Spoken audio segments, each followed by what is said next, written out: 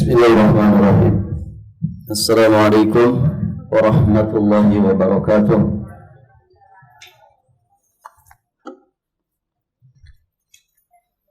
Alhamdulillahi rabbil alamin. Wassalatu wassalamu ala asyrafil anbiya wa imamil mursalin Nabiyyina Muhammadin alaihi afdalus salati wa atammu taslim wa ala alihi wa ashabihi ajma'in wa sallama tasliman mazidan ila yaumiddin, thumma amma ba'd. Allahumma inna nas'aluka ilman nafi'an wa rizqan tayyiban wa amalan mutaqabbala. Ya hayyu ya qayyum bi rahmatika nastaghith, aslih lana sya'nana kullah wa la takilna ila anfusina tarfata ain. Para ummahat wa akhwat fillah rahimani wa rahimakumullah. Alhamdulillah, pada pagi hari ini insyaallah kita akan melanjutkan pembahasan kitab Tauhid alladzi huwa haqqullah 'alal 'abid, karya Syekhul Islam Al-Imam Al-Mujaddid Muhammad At-Tamimi An-Nazdi Al-Hambali alaihi rahmatullah. Sekarang kita masuk di bab perihal perjanjian dengan Allah dan dengan Rasul-Nya.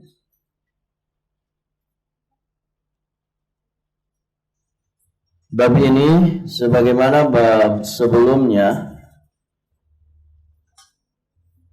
masih berkaitan dengan bagaimana seorang hamba mengagungkan Allah Subhanahu wa ta'ala terkait dengan sumpahnya atau terkait dengan janjinya. Bentuk mengagungkan Allah Subhanahu wa ta'ala dalam masalah muamalah terkait dengan sumpah, di antaranya adalah kita tidak banyak bersumpah atas nama Allah Subhanahu wa ta'ala. Ini sudah kita sampaikan di bab sebelumnya. Larangan banyak bersumpah. Nah, di dalam bab ini terkait dengan perjanjian dengan Allah dan dengan Rasul-Nya. Bentuk mengagungkan perjanjian Allah dan Rasul-Nya tentunya adalah dengan tidak melanggar perjanjian tersebut dan tidak membuat perjanjian dengan sesama manusia atas nama perjanjian Allah dan juga Rasul-Nya. Dan kita sama-sama mengetahui di antara sifat orang beriman, mereka ini orang-orang yang selalu menepati janji terhadap sesama mereka, apalagi terkait dengan perjanjian dengan Allah dan dengan Rasul-Nya. Menepati janji ini bagian ya daripada pengagungan terhadap syariat Allah Subhanahu wa ta'ala, dan itu tanda keimanan. Karena orang munafik itu tidak suka menepati janji. Janjinya manis di mulut tapi berlainan dengan kenyataannya. Nah, seperti di masa-masa seperti saat ini, banyak orang yang ngobrol janji manis. Nanti kita lihat saja janjinya ditepati atau tidak. Baik, ibu-ibu yang dirahmati Allah. Di sini ada beberapa dalil yang beliau sampaikan. Ya, satu ayat, kemudian ada satu riwayat hadis yang sangat panjang.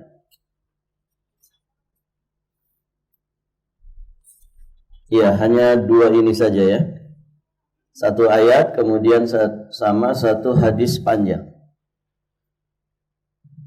Ayat yang beliau sampaikan adalah firman Allah di surat An-Nahl ayat 91. Allah Subhanahu wa ta'ala berfirman, ba'da a'udzu billahi as-sami'il 'alim minasy syaithanir rajim, Wa aufu bi ahdillah idza ahadtum wa la tanqudul aymana ba'da tawkidiha wa qad ja'altumullaha 'alaikum kafila innallaha ya'lamu ma taf'alun.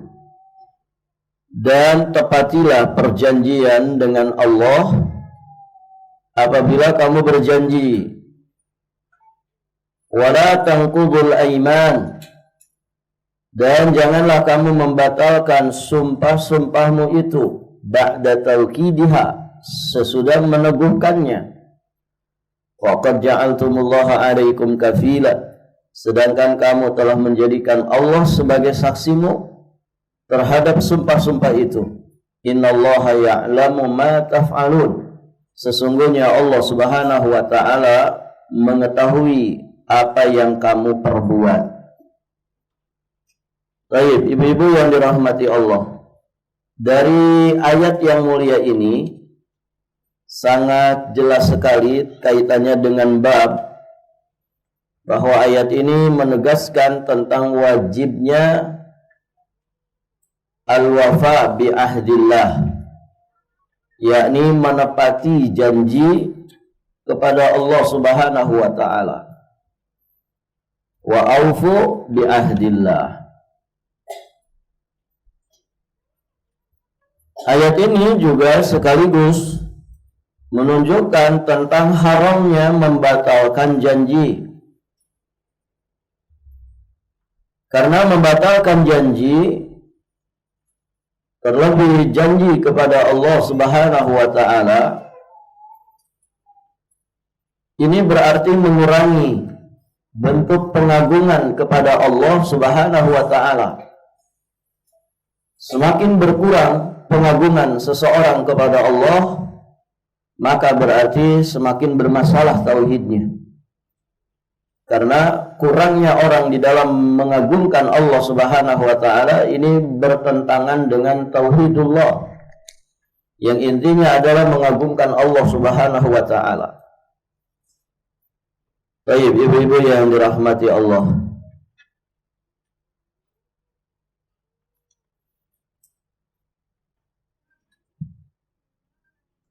kemudian di penghujung ayat Allah Subhanahu wa taala juga menegaskan bahwa ilmu Allah meliputi segala sesuatu.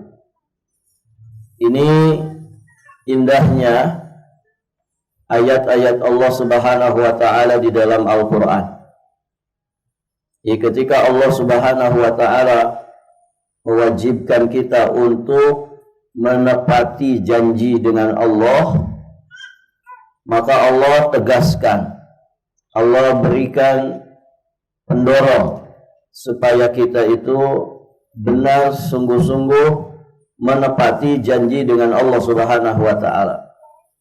Jadi Allah pertama kemudian melarang untuk membatalkan sumpah-sumpah atau janji-janji setelah mengukuhkannya.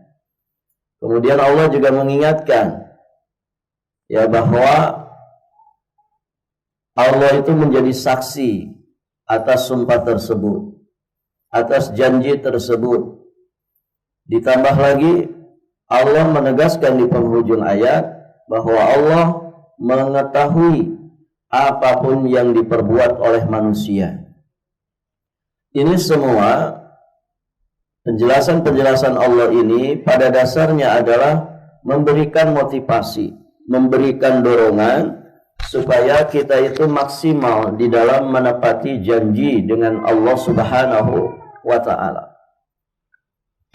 Baik, ibu-ibu yang dirahmati Allah. Ya, sehingga seorang mukmin yang mentadaburi ayat seperti ini, tentu dia tidak akan berani untuk kemudian melanggar, membatalkan, tidak menepati janjinya dengan Allah Subhanahu wa taala. Baik, ibu-ibu yang dirahmati Allah Subhanahu wa taala. Berikutnya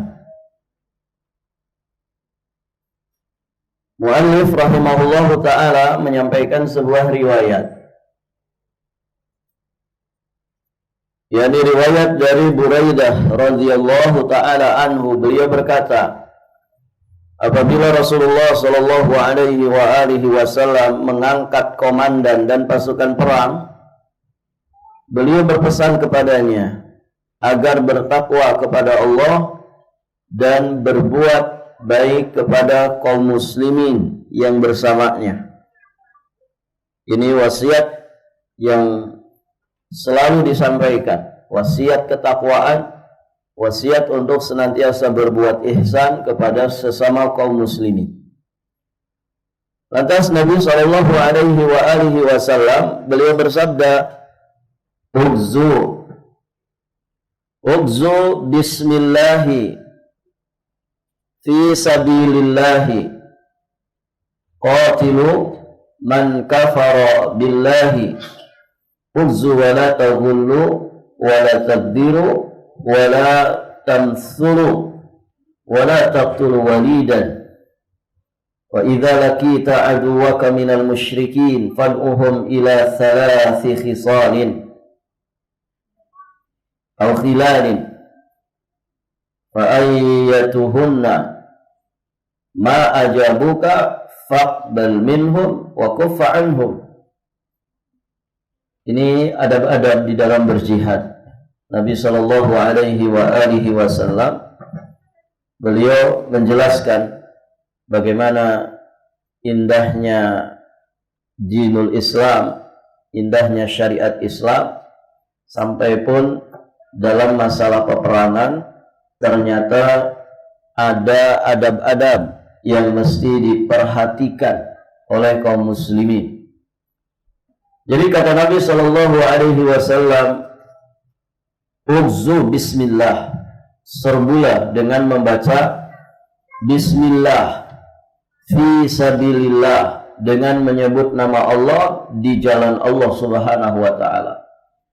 Perangilah orang-orang yang ingkar, orang-orang yang kafir kepada Allah, dan seranglah mereka. Janganlah kamu menyembunyikan harta rampasan perang. Ibu yang dirahmati Allah, syariat jihad ini termasuk syariat yang di dalamnya ada ganjaran duniawiyah. Ada ganjaran duniawiyah. Apa itu? Orang yang ikut jihad fi sabilillah, maka dia berhak mendapatkan sebagian atau bagian tertentu dari ghanimah, harta rampasan perang. Nah, harta rampasan perang itu harus dikumpulkan terlebih dahulu.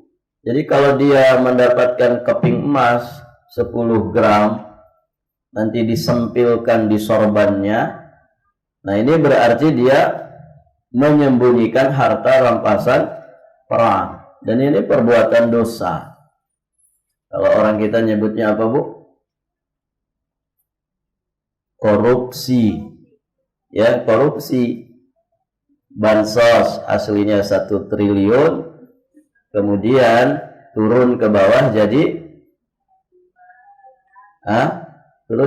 jadi berkurang 10%. Begitu ya. Itu dari pusat sudah berkurang 10%. Nanti masuk ya tingkat 1 provinsi disunat lagi itu 10%. Masuk tingkat 2 disunat lagi 10%. Masuk ke kecamatan disunat lagi 10%. Masuk di kelurahan disunat lagi. Jadi sisanya untuk rakyat berapa? Sedikit sekali. Nah, ini kecurangan, pengkhianatan, menyembunyikan harta, memakan harta yang bukan haknya, dengan dalih apapun. Apakah administrasi yang banyak terasi-terasinya begitu tuh ya. Nah, itu intinya adalah dipotong, semuanya dipotong. Nasallallahu al-afwa wal afiyah. wassalam. Semoga kalau ada di antara ibu yang suaminya pejabat tinggi negara, ya sing takut sama Allah. Ya. Orang mungkin tidak tahu, tapi Allah maha tahu. Allah Subhanahu wa taala maha tahu. Enggak ada yang tersembunyi bagi Allah. Kemudian Nabi Shallallahu alaihi wasallam juga memperingatkan, jangan mengkhianati perjanjian. Nah, di sini poinnya. Jangan mengkhianati perjanjian.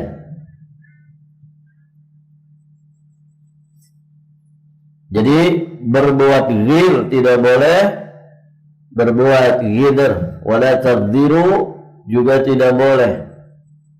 Kemudian wala tumatsilu, jangan memotong-motong anggota badan musuh. Apa namanya ini? Mutilasi. Tidak boleh memutilasi. Kalau sudah mati dengan tusukan pedang, dengan tebasan pedang, dengan lesakan panah atau tombak, ya sudah. Jangan gemesan gitu ya, gemesek ya sama orang kafir ini. Kemudian dicincang-cincang, ya kepalanya jadi berapa bagian, tangannya jadi berapa potong. Ini tidak boleh. Kita lanjutkan. Kata Nabi Shallallahu alaihi wasallam, wala tumatsilu, janganlah kalian memotong-motong anggota badan musuh, melakukan mutilasi. Ini indahnya Islam. Apabila kamu menemukan musuh-musuhmu dari kalangan orang-orang musyrik, maka ajaklah mereka kepada 3 perkara. Ajak mereka kepada 3 perkara. Masya Allah, dalam Islam jihad itu tidak ujug-ujug perang. Ada tahapan-tahapan, ada proses yang mesti ditempuh. Jadi sebelum diperangi, didakwahi dulu, diajak. Mengajak mereka kepada 3 perkara. Kata Nabi, terimalah mana yang mereka setujui dan jangan serang mereka. Yang pertama, ini didakwahi supaya masuk Islam. Summad'uhum ilal Islam. Fa in ajabuka faqbal minhum wa kaffa anhum wa kuffa anhum. Summad'uhum ila tahawuli min darihim ila daril muhajirin.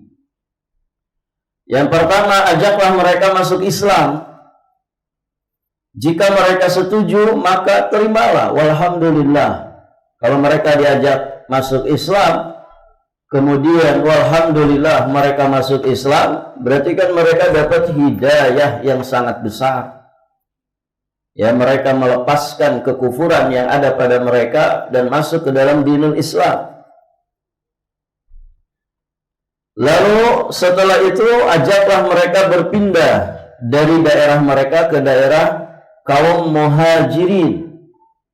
Nah, kalau sudah masuk ke dalam Islam, supaya mereka bisa mempertahankan Islam yang ada pada mereka, supaya mereka istiqamah di atas Islam, tinggalkan lingkungan kekufuran. Namanya berhijrah. Pindah ikut bersama kaum muhajirin.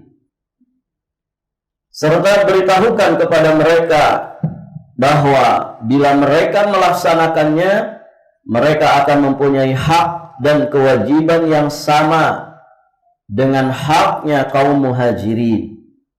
Artinya kalau mereka mau dengan tawaran hijrah, berarti status mereka adalah sama dengan status muhajirin. Namun kalau mereka menolak untuk berhijrah dari daerah mereka, maka beritahukan kepada mereka, mereka akan mendapatkan perlakuan seperti orang-orang Arab Badui dari kalangan kaum muslimin. Berlaku atas mereka hukum Allah, sedangkan mereka tidak menerima bagian apapun dari ghanimah dan fai, kecuali jika mereka berjihad bersama kaum muslimin. Kalau mereka setuju, maka terimalah dari mereka dan jangan serang mereka. Namun, jika mereka masih juga menolak perkara-perkara tersebut, maka mohonlah pertolongan kepada Allah dan perangilah mereka. Kemudian kata Nabi sallallahu alaihi wa alihi wasallam, "Wa idza hasarta ahla hisnin fa araduka an taj'ala lahum dhimmatallah wa dhimmata nabiyyih fala taj'al lahum dhimmatallah wa la dhimmata nabiyyih walakin ij'al lahum dhimmataka wa dhimmata ashabika." Kata Nabi sallallahu alaihi wa alihi wasallam, apabila kalian mengepung kubu pertahanan musuh, lalu mereka mengajakmu untuk membuat perjanjian dengan Allah dan Nabi-Nya, maka janganlah kamu terima. Tetapi buatkanlah untuk mereka perjanjian atas dirimu dan rekan-rekanmu, karena sesungguhnya itu lebih ringan resikonya. Jadi melanggar perjanjianmu dan perjanjian teman-temanmu itu lebih ringan resikonya daripada melanggar perjanjian Allah dan perjanjian Nabi-Nya. Nah, ini juga menjadi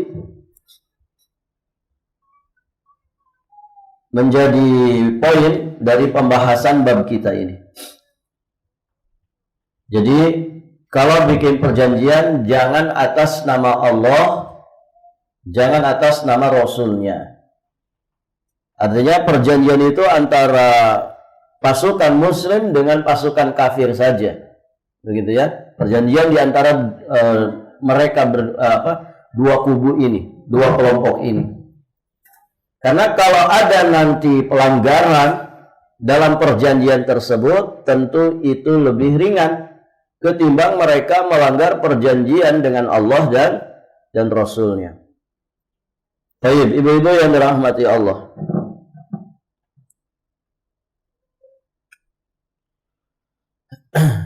Wa idza hasarta ahla hisnin fa araduka an tunzilahum ala hukmillah fala tunzilhum alayya.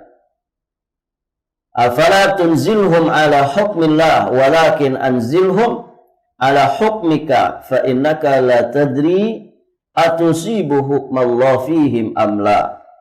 Apabila kalian telah mengepung kubu pertahanan musuhmu, lalu mereka menghendaki agar kamu dijalankan atas mereka hukum Allah, maka janganlah terima, tetapi jalankanlah atas mereka hukum berdasarkan ijtihadmu.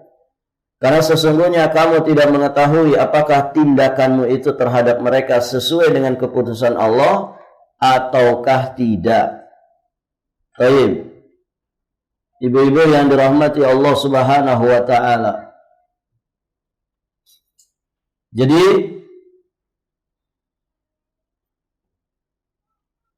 ibu-ibu yang dirahmati Allah Subhanahu wa ta'ala, di sini jelas sekali bagaimana Rasulullah Shallallahu alaihi wasallam memberikan petunjuk dan bimbingan ya bagaimana mengagungkan perjanjian dengan Allah, perjanjian dengan Rasul-Nya. Perjanjian dengan Allah, perjanjian dengan Rasul-Nya tentu urusannya lebih besar dari sekedar perjanjian di antara sesama manusia.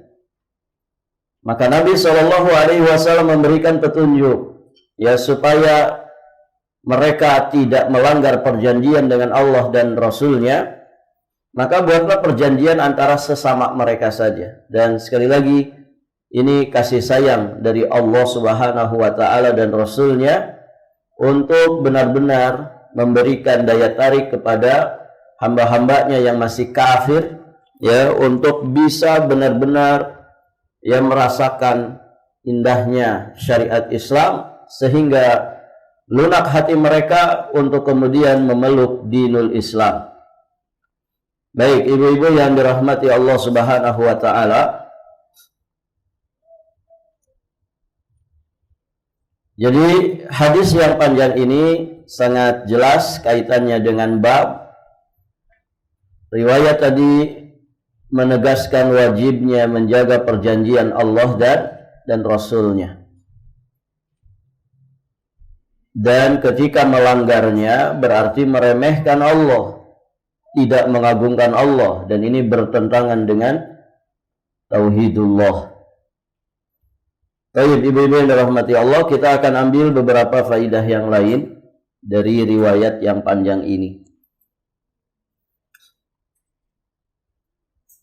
Dari riwayat ini, apa yang dilakukan oleh Nabi jelas di awal dari pembahasan riwayat ini, yakni tentang disyariatkannya mengangkat pemimpin pasukan dan juga memberinya arahan yang benar. Mengangkat pemimpin pasukan dan kemudian memberikan arahan yang benar, pesan dan wasiat yang benar-benar bisa menjadi bekal bagi para pemimpin pasukan. Dan itu penting sekali, karena orang kalau jadi pemimpin berarti punya tanggung jawab yang sangat besar. Ya, ibu-ibu pemimpin di sini bukan? Ibu-ibu pemimpin bukan? Pemimpin. Siapa yang ibu pimpin? Anak-anak ibu, diri sendiri, kemudian anak-anak ibu. Suami lebih besar kepemimpinannya. Dia memimpin dirinya sendiri, dia memimpin istri-istrinya, dia pun memimpin anak-anaknya. Ya kan? Kalau seseorang itu punya jabatan lebih tinggi lagi, misalkan jadi ketua RT, berarti dia punya tanggung jawab yang lebih besar. Lebih besar lagi jadi lurah, jadi camat, jadi bupati, jadi wali kota, sampai yang sangat besar tanggung jawabnya adalah jadi presiden. Mudah nggak jadi presiden, ibu? Mudah. Mudah apa susah? Susah. Nggak kebayang kalau model-model kita ya. Bahasa Inggris nggak bisa, gitu ya. Bahasa Arab apalagi, gitu.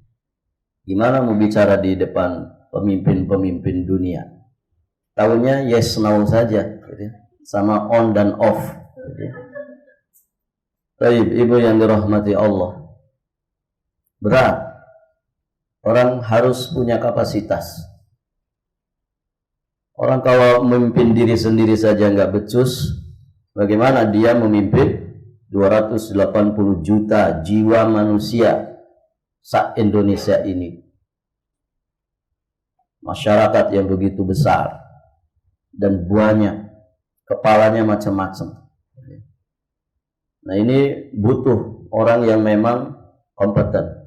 Ya, dia punya kapasitas, kemudian dia pun punya kepandaian, kecerdasan untuk memimpin manusia. Jiwanya jiwa leadership. Kalau kita ini orangnya sungkanan, nyuruh-nyuruh orang nggak bisa, oh ya sudah, nggak usah jadi pemimpin, gitu ya. Diam saja di rumah. Karena ada orang yang nggak enakan, gitu ya. Nyuruh-nyuruh orang tuh nggak enak. Ada tipe yang senangnya nyuruh-nyuruh saja, gitu ya. Dianya layah-layah, telunjuknya ini yang terus bergerak, gitu ya. Nunjuk-nunjuk orang, nyuruh-nyuruh orang. Baik, ibu-ibu yang dirahmati Allah. Jadi disyariatkan mengangkat pemimpin pasukan, kemudian memberikan arahan yang baik kepadanya. Karena dia punya tanggung jawab yang besar, mesti punya motivasi yang besar. Baik. Kemudian diharamkannya al-ghadar. Al-ghadar at-tamthil, kemudian membunuh anak-anak. Baik, ibu-ibu yang dirahmati Allah. Al-ghadar itu berkhianat, ya, melanggar perjanjian, atau dia pengecut, begitu ya, mundur ke belakang. Ini di antara sifat munafik. Kalau sedang genting dia mundur ke belakang. Dia nggak mau tahu, nggak mau terlibat.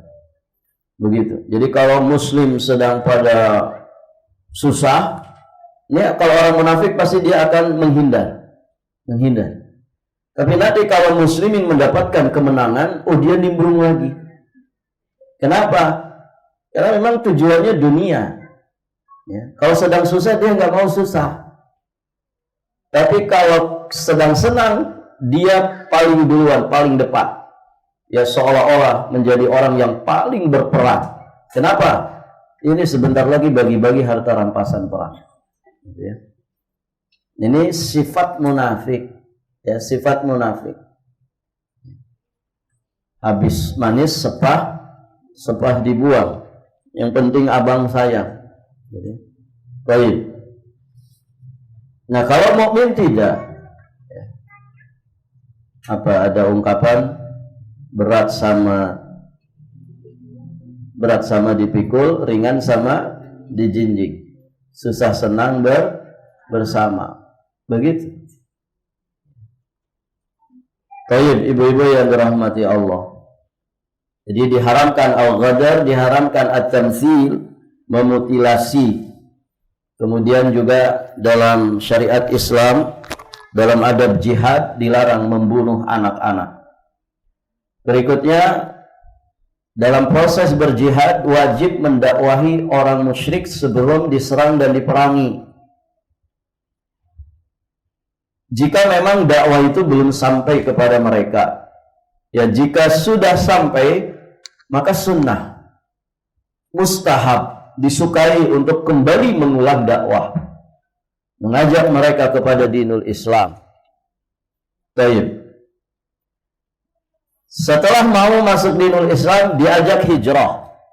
Kalau mau, walhamdulillah, dia punya hak yang sama, ya dengan muhajirin.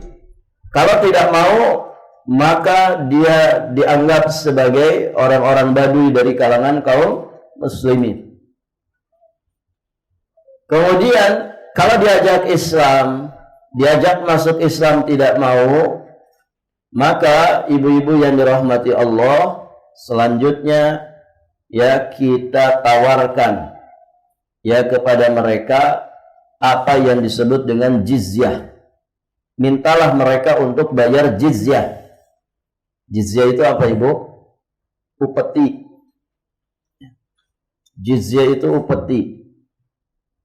Pajak yang diberikan orang kafir yang sudah mengikat perjanjian dengan kaum muslimin sebagai ganti dan juga jaminan keamanan mereka untuk tinggal berdampingan dengan muslimin. Nah, mereka harus bayar pajak kepada pemerintahan kaum muslimin. Jika mereka mau bayar jizyah, walhamdulillah, berarti mereka akan menjadi tetangga kaum muslimin yang bayar jizyah. Namun jika jizyah saja mereka tidak mau, maka bismillah, diperangi, diserang mereka ini. Lihat ya, ternyata jihad, perang di dalam Islam itu tidak ujug-ujug perang, tapi ada tahapan, ada proses yang semua itu sejatinya adalah sarana-sarana untuk menyelamatkan mereka lahir batinnya, dunia dan juga akhiratnya. Ini indahnya syariat Islam. Nah, orang-orang yang kemudian memfitnah Islam sebagai agama teroris, ini mereka nggak paham bagaimana indahnya Islam. Itu ya, teroris bukan ajaran Islam.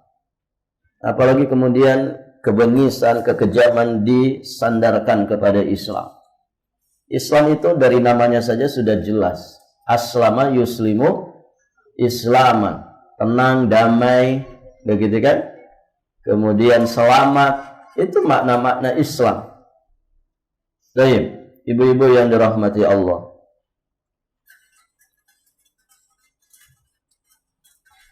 Dari riwayat ini juga kita bisa mengambil pelajaran bahwa ghanimah, harta rampasan perang, kemudian fai, ya harta rampasan yang tidak dengan jalur perang, ini khusus hanya bagi muhajirin. Sementara orang-orang Arab Badui tidak mendapatkan jatah dari ghanimah dan juga fai ini, kecuali jika mereka ikut serta di dalam berjihad. Baik, ibu-ibu yang dirahmati Allah. Kemudian di sini juga dijelaskan tentang haramnya melanggar perjanjian, apalagi perjanjian terhadap Allah Subhanahu wa taala dan terhadap Rasul-Nya. Kalau sesama manusia saja kita mesti menepati janji, maka apalagi perjanjian dengan Allah dan Rasul-Nya. Pelanggaran yang terjadi juga akan berbeda. Pelanggaran yang terjadi dalam perjanjian dengan sesama manusia itu lebih ringan ya dibandingkan dengan pelanggaran yang terjadi dalam perjanjian dengan Allah Subhanahu wa taala dan juga Rasul-Nya. Barakallahu fikum. Baik, ibu-ibu yang dirahmati Allah, alhamdulillah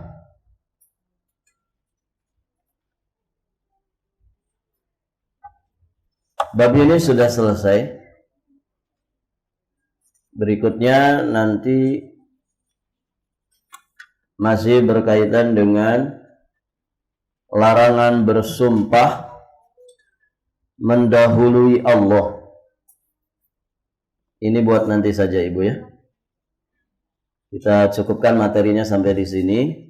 Kita cukupkan sampai di sini dan kita akhiri dengan doa kafaratul majlis. Subhanakallahumma bihamdika asyhadu an la ilaha illa anta astaghfiruka wa atubu ilaika. Hadanallahu wa iyyakum ajma'in. Wallahul muwaffiq ila aqwamit thoriq. Al-'afwu minkum. Assalamualaikum warahmatullahi wabarakatuh.